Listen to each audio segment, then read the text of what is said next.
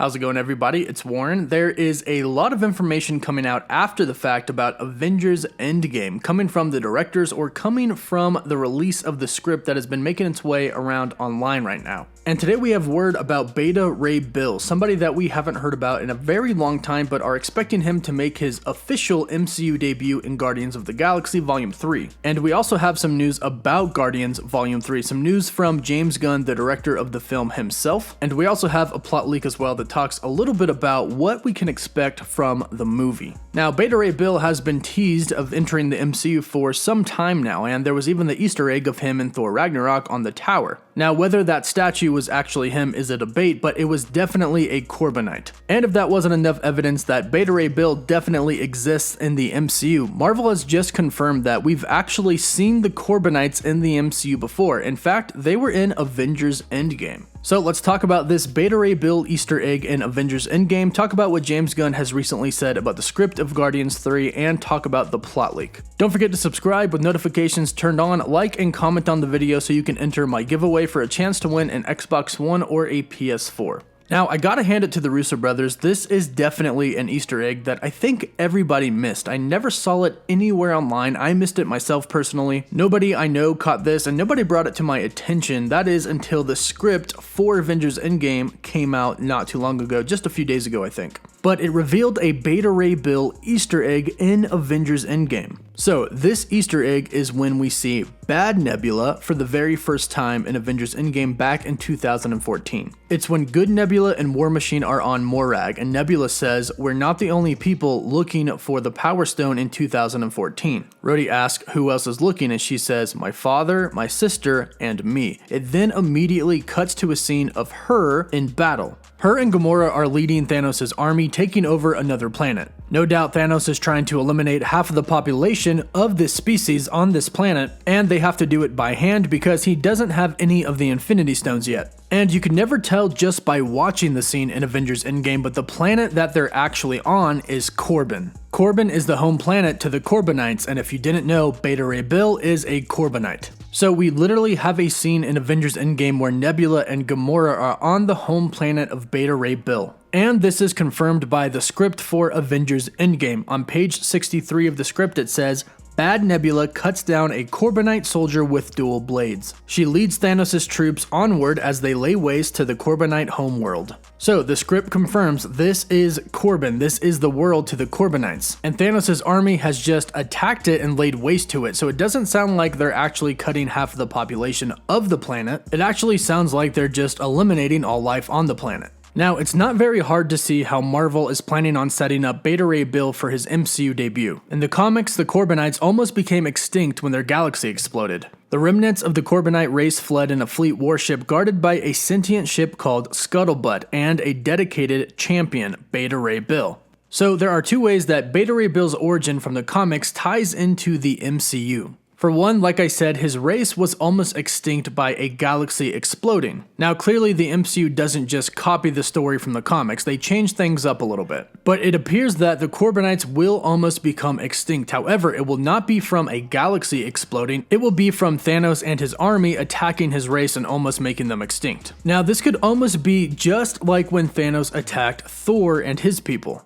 Thanos managed to kill most of them, but some of them got away. We could possibly be seeing the same thing here with the Corbinites. Thanos will probably kill most of them, but maybe some of them get away. And one of the Corbinites who will definitely get away is Beta Ray Bill. And another interesting thing is that in the origins, like I said, Beta Ray Bill is the Corbinites' champion. Well, Beta Ray Bill has already been a champion in the MCU. We know that at one point in time he was the Grandmaster's champion on Sakaar. We know this because we saw a statue of his head on the Grandmaster's tower in Thor Ragnarok. But one thing that you have to keep in mind is the order of events, because remember, we are traveling back in time in Avengers Endgame. When Nebula, Gamora, and Thanos attacked Corbinite, that was in 2014. So Thor Ragnarok took place years after this already had happened. So it seems like what most likely happened is that Beta Ray Bill managed to get away, but he ended up on Sakaar. and his story from there will probably be somewhat similar to the Hulk's and Thor's. He gets captured once he gets to Sakaar, heck, it was probably even Valkyrie who captured him. He gets thrown into the arena and wins and eventually becomes the champion, which is why we see a statue of his head on the tower. Now, Beta Ray Bill is scientifically altered. He was physically augmented and given the attributes of an indigenous wild beast. So he's pretty savage and pretty strong, and he's also very smart. He was smart enough and strong enough to beat Thor in the comics, so he probably managed to escape Sakaar somehow. And that's most likely where we'll leave off when we get introduced to Beta Ray Bill in the MCU.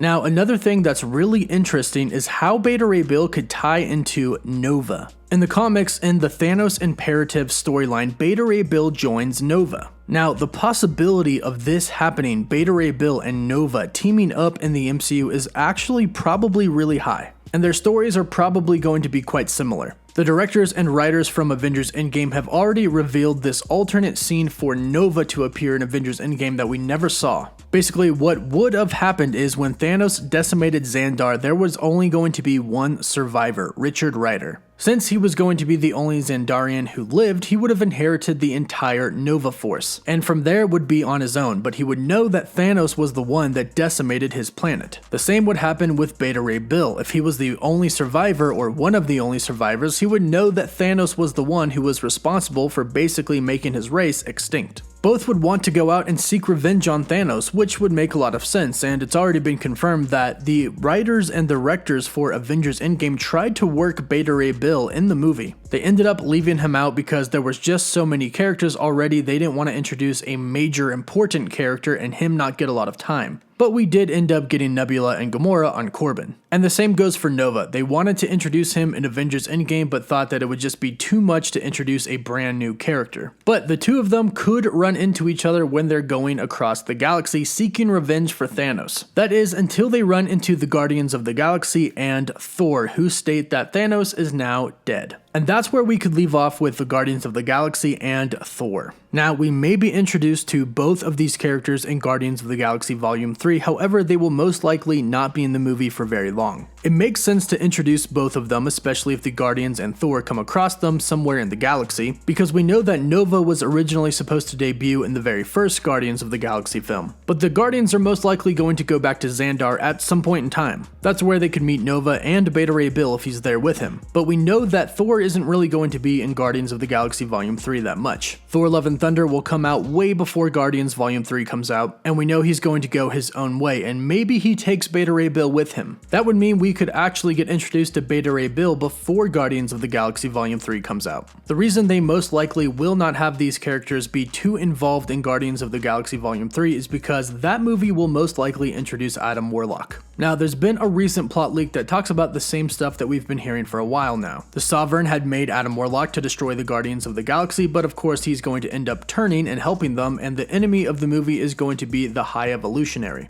This seems to have been James Gunn's plan before he was fired and rehired by Disney. He made Guardians Volume 1 and Guardians Volume 2 and was already signed up to do number 3. He's confirmed that the script has been written for a very long time now, years now, ever since before Guardians of the Galaxy Volume 2 came out. He knew the story and the direction that he wanted to go. And at the end of Guardians of the Galaxy Volume 2, he made sure to let us know that Adam Warlock was coming to Guardians Volume 3. However, when Avengers Endgame came out, a lot of people thought that the script may have to change. Gamora died, and the 2014 Gamora is nowhere to be found. And Thor has joined the Guardians of the Galaxy on their quest.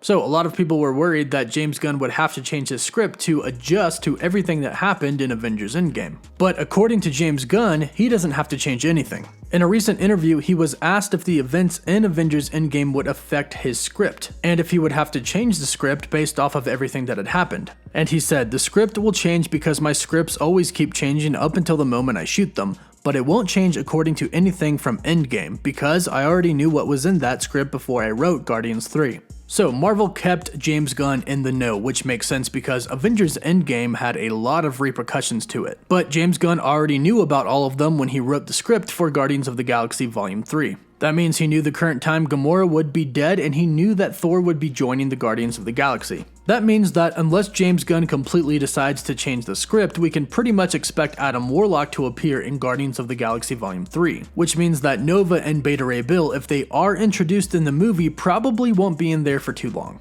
Beta Ray Bill will most likely be more involved with Thor, and Nova will probably be in the movie for a little bit, but this will most likely be a setup for his own film. But let me know what you think about this. What do you think about this Beta Ray Bill Easter egg in Avengers Endgame, and do you think that eventually he will run into Nova? Do you think Beta Ray Bill escaped and managed to make his way to Sakaar and then escape again? And do you think that we'll see Nova and Beta Ray Bill run into the Guardians of the Galaxy and Thor? Let me know your thoughts about this in the comments down below. Also, don't forget to like the video and subscribe with notifications turned on so you can enter my giveaway for a chance to win an Xbox One or a PS4. Also, don't forget to click the link in the description down below if you'd like a chance to win an Infinity Gauntlet, and don't forget to use code COSMIC at gfuel.com for 30% off your G Fuel. As always, thank you all so much for watching.